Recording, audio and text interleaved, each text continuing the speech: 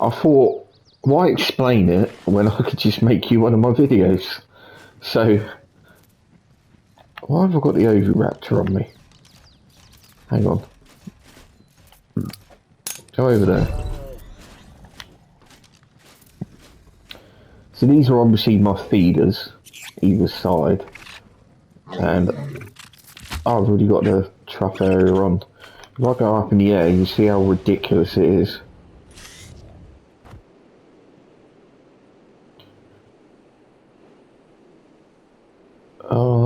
Yeah, you can see the green circle. it's absolutely mental. And there was no need for me to do that, to be fair. So I've made mine a bit ridiculous. I'm not going to lie. So once the one I gave you hatched, you honestly don't need to add into food. And yours are good enough anyway. At 22k, that's fine. It's absolutely fine. If it covers your base or the outside area that you're raising in, you don't need to add any more points. The only reason I added loads in mine, sorry, is because my outside area isn't covered as well. So if one accidentally gets through like a little gate or in a hole or whatever, it doesn't matter how far it goes, it will always be fed. The only thing I have to worry about is it being attacked. So this is mine and Simon's berry collector. So it's your PlayStation. You can see the stats in it. So food is 17, which is good enough.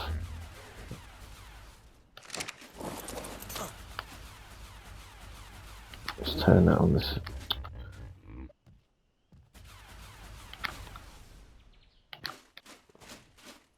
See, it's okay. So you'll have a bit more added into it.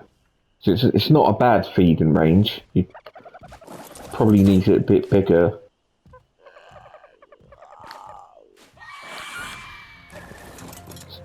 Ah, that thing's coming after me. So this is it running full speed. Then if you press and hold down X, it does a massive jump.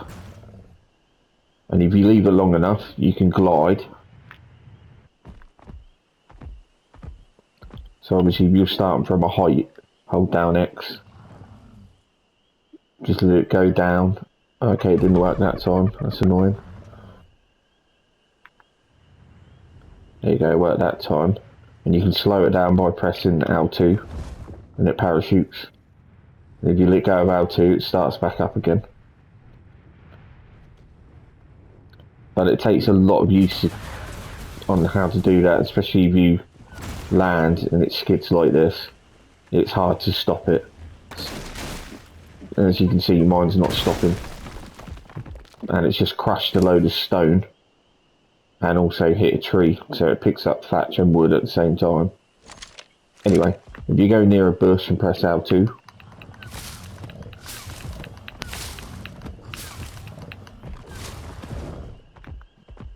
and this is why you need one with relatively good stamina. So that's the L2 button, and then R2 also collects berries. It's more like a bite. And it's not done too bad, considering that's on 1 times. And then I don't know whether I'm teaching you something you may already know. Go back to Simon's base. Look at that, how perfect it lands. I don't know whether you got one of these.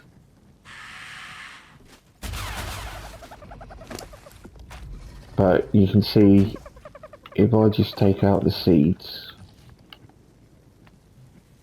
it's now just left with berries.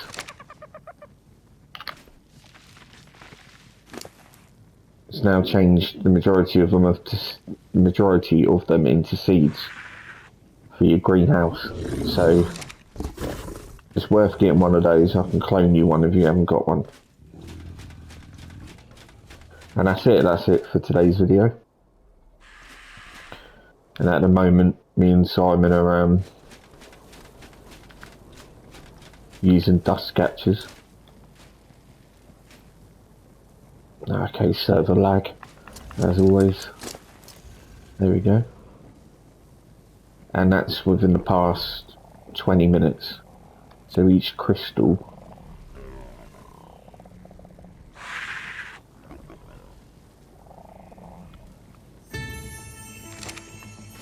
we'll have a look in a second. Oh my god, the lag on this is insane. I pressed inventory ages ago. So the only thing with gachas is you've got to keep them fed, otherwise they won't produce the crystals.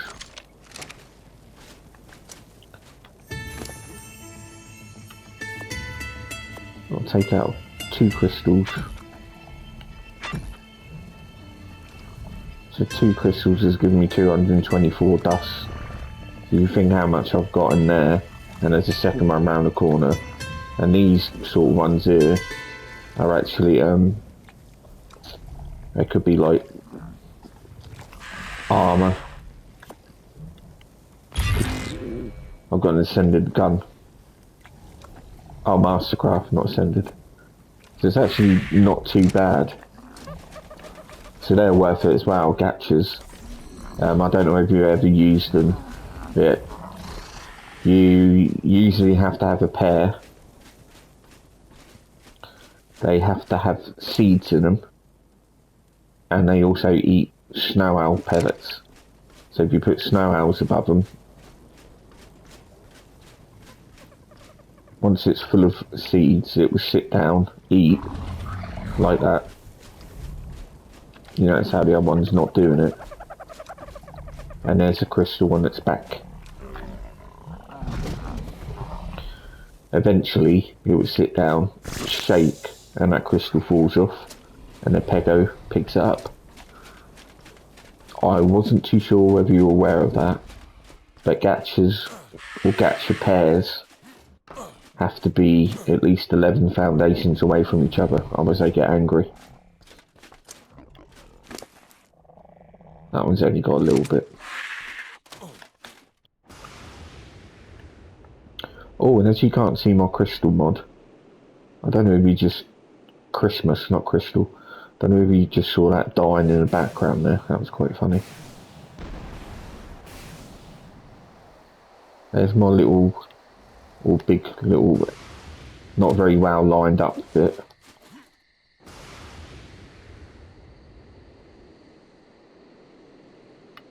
There's the Christmas tree, lighting everything up.